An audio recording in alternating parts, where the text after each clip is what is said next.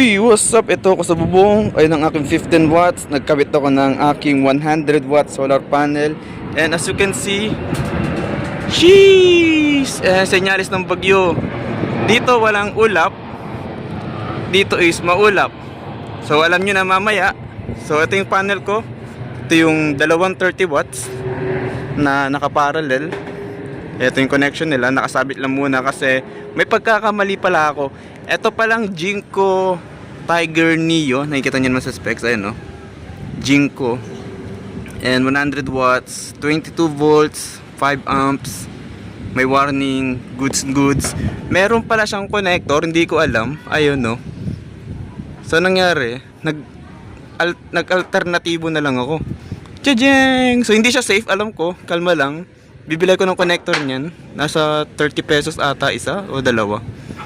Then ipaparallel ko dyan. Kaya ako i-connect na maayos, mas safe. And posible baka ibaba ko ito mamaya kasi yung bagyong Pepito papansin. Di ko pa natetesting to. Ayun na siya, oh. Wheeze! So dun ako sa baba, testing na natin kung gaano kalakas. Pinatay ko pala muna yung breaker mula sa panel para may kabit ko na maayos to. Then pagbaba ko, tingnan natin. Alright, yes! Uy! Ayun, oh. Medyo madilim kasi nakaputay yung ibang ilaw. Pero yun siya, 24 volts and walang signal mula sa panel. Pero gumagana. So ito yung circuit breaker. And the moment of truth, pag ito sumabog, mali ako ng kabit. Pak! Let's see, 1 amps. 15 watts. Ba't ganun? Parang sounds like normal na charging na lang siya. Akit lang sa bubong, double check ko yung connection, baka hindi talaga siya nakakabit na maayos. Uy. Teka. Go! Pump! Kailangan siguro i-cheer to para umangat.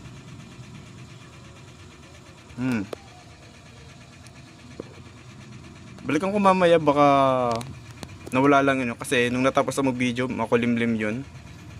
And tingnan ko kung tataas siya mamaya, abangan ko. Then videoan ko ulit. May ulit.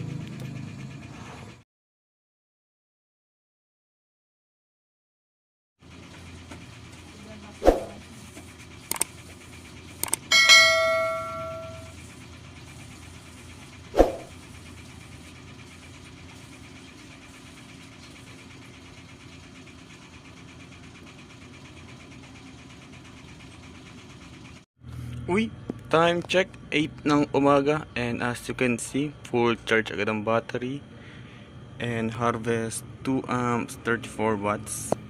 So total size ng panel ko is 160 watts. So dalawang 30, isang 100 and 34 as of 8 AM. Nagsimula siya mag-harvest mga 6 AM na nagkaroon ng konting liwanag, may 0.1 agad, so doing good. So next time ko na siguro i-rate ng o i-test mismo yung Jinko lang kasi dito is makakabit silang tatlo lahat. So di ko pa sure kung alin dyan yung harvest ng Jinko at yung harvest ng dalawa. Pero at least okay na, ang laki na ng harvest ko, nakakatuwa na.